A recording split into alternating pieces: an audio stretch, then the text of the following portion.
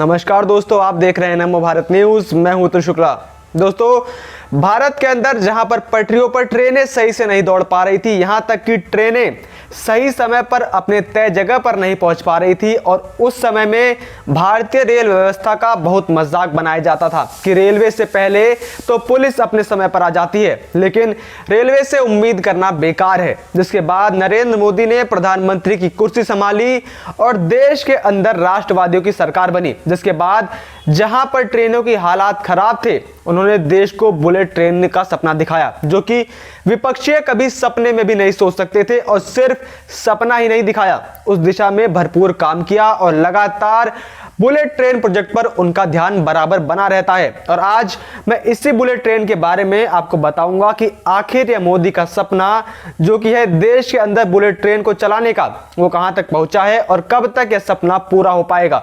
जब भी बात बुलेट ट्रेन की आती है, तब हम सभी के मन में जापान की बुलेट ट्रेन का चित्र जरूर आता है, क्योंकि जापान ही वो देश है जिन्होंने इन ट्रेन को इतना पॉपुलर बनाया। अब बात आ ही चुकी है, तो पहले आपको बता दूं कि आखिर ये बुलेट ट्रेन होते क्या हैं और प्रधानमंत्री मोदी क्यों इसे भारत के अंदर लाना चाहते हैं और क्यों इस प्रोजेक्ट को लेकर महाराष्ट्र के उद्धव ठाकरे अब रोड में टांग अड़ा रहे हैं। जापान अपने एफिशिएंट पब्लिक ट्रांसपोर्टेशन सिस्टम के लिए दुनिया भर के अंदर मशहूर है।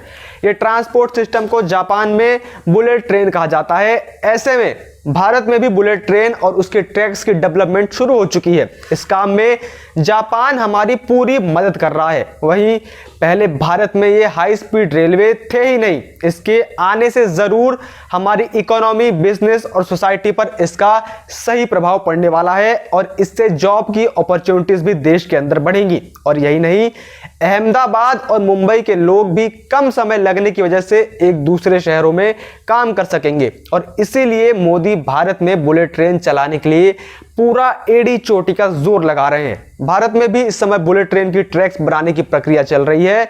वहीं 2 से 3 सालों के भीतर हम और आप भी इन बुलेट ट्रेन पर सफर कर रहे होंगे। बुलेट ट्रेन के लिए भारत को 2018 में जापान से पहली लोन की किस्त मिली थी।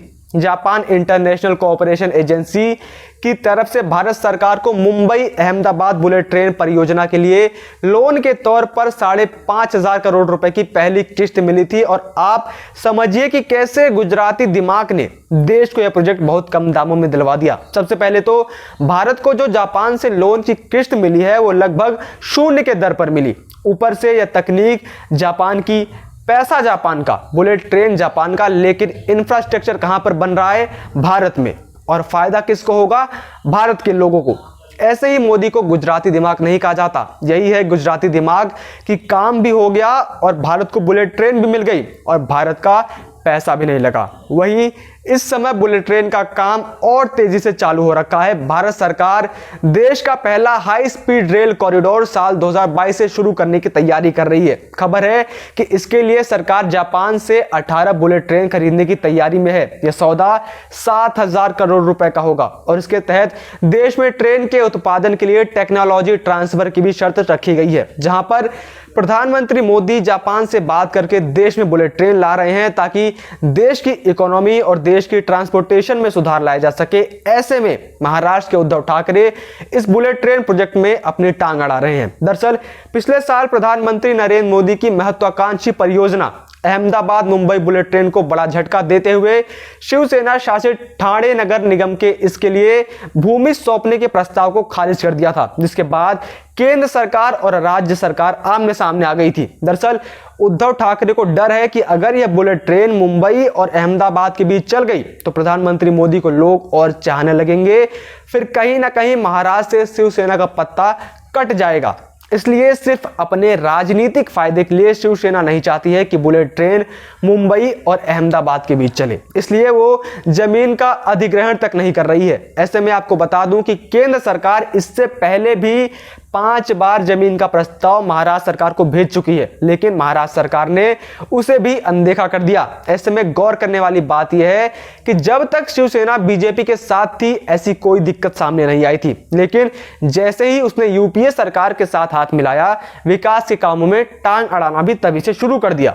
रेलवे बोर्ड ने बताया कि गुजरात में भूमि अधिग्रहण 95% से ज्यादा सफलता मिल गई है, जबकि महाराष्ट्र में भूमि अधिग्रहण में जबरदस्त दिक्कत आ रही है, जिसके चलते पूरा प्रोजेक्ट लटका हुआ है। रेलवे बोर्ड के चेयरमैन वीके यादव ने इस परियोजना की गति के बारे में बताते हुए बताया था कि यदि महाराष्ट्र में बुलेट ट्रेन प्रोजेक्ट के लिए अधिग्रहण में देरी होती है तो railway Mumbai Gujarat bullet train project को चरणबद्ध तरीके से चलाने के लिए तैयार है।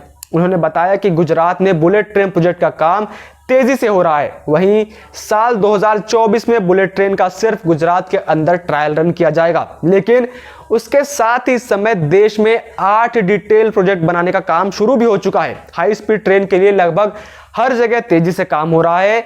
Delhi Varanasi high speed train corridor का सर्वे पूरा हो चुका है। जल्द ही इसकी फाइनल रिपोर्ट रेल मंत्रालय को सौंप दी जाएगी। कोशिश है कि इस रूट को भगवान राम की नगरी अयोध्या तक बढ़ा दिया जाए। इस नए 8 रूट में प्रधानमंत्री मोदी ने अपने संसदीय क्षेत्र वाराणसी को भी बुलेट ट्रेन की सौगात दे दी है। और Mumbai Ahmedabad bullet train project के बारे में रेल मंत्री ने सदन में 10 मार्च को कहा था कि कॉरिडोर के लिए एरियल LIDAR सर्वे किया जा रहा है। इसकी मदद से ग्राउंड वर्क डिजाइन करने में आसानी होगी। और इन 8 रूट में जो जो जगहें शामिल है उसमें से है दिल्ली से वाराणसी, दिल्ली से अहमदाबाद, दिल्ली से अमृतसर, चेन्नई से बेंगलुरु मैसूर, मुंबई से नासिक, मुंबई से हैदराबाद, वाराणसी से कोलकाता। वहीं इस प्रोजेक्ट का ठेका कंस्ट्रक्शन इंजीनियर के क्षेत्र में काम करने वाली company Larsen and Toubro LNT को Mumbai Ahmedabad high speed rail corridor परियोजना के लिए 2500 करोड़ रुपए का ठेका मिला हुआ है। इस ठेके के तहत लार्सन एंड टुब्रो को 28 पुलों के निर्माण, संयोजक और पेंट सहित परिवहन का काम करना होगा। यह देश की पहली बुलेट ट्रेन परियोजना है। मुंबई अहमदाबाद के 508.17 किलोमीटर लंबे बुलेट ट्रेन कॉरिडोर का 155 किलोमीटर हिस्सा महाराष्ट्र में, 348 किलोमीटर गुजरात में और 4 किलोमीटर दादरा एवं नगर हवेली में है। इस परियोजना की लागत 1.1 लाख करोड़ रुपए है, जिसमें से Japan international cooperation agency 81% finance कर रही है। अब आप सोचिए कि जिस देश में एक समय पर हाई स्पीड रेल नहीं हुआ करती थी, उस देश में मोदी ने बुलेट ट्रेन की पटरियां बिछा दी। इसमें भी अब कुछ लोग यह कहते हुए आएंगे कि अरे देश में तो कोरोना महामारी है, उसके बीच यह सब काम क्यों हो रहा है। तो उन्हें बता दूं कि भारत का इतिहास कोई आज या कल का नहीं है। भारत युगों युगों से धरती पर है और ऐसी कई महामारियां आ जा चुकी हैं, लेकिन भारत का अस्तित्व थोड़ी ना खत्म हो गया। और भगवान श्री कृष्ण भी यही कहते हैं कि सिर्फ कर्म करो, फल की चिंता मत करो। और हमारे देश के डॉक्टर और फ्रंट लाइन वर्कर कोरोना से लगातार लड़ रहे हैं और भारत सरकार उनके साथ भी खड़ी है, लेकिन यह काम भी उतना ही जरूरी है। और अब एक वायरस की वजह से विकास के कार्यों को तो रोका नहीं जा सकता, वरना विपक्षी तो यही कहेंगे कि विकास तो हो ही नहीं रहा है जी। जब विकास हो रहा है तब भी इन्हें मिर्ची लग रही है। आखिर इन लोगों का क्या किया जाए, कुछ समझ में ही नहीं आता। इसके साथ ही देश और दुनिया की तमाम बड़ी खबरों से जुड़े रहने के लिए आप बने रहिए नमो भारत न्यूज़ के साथ। जय हिंद, जय भारत।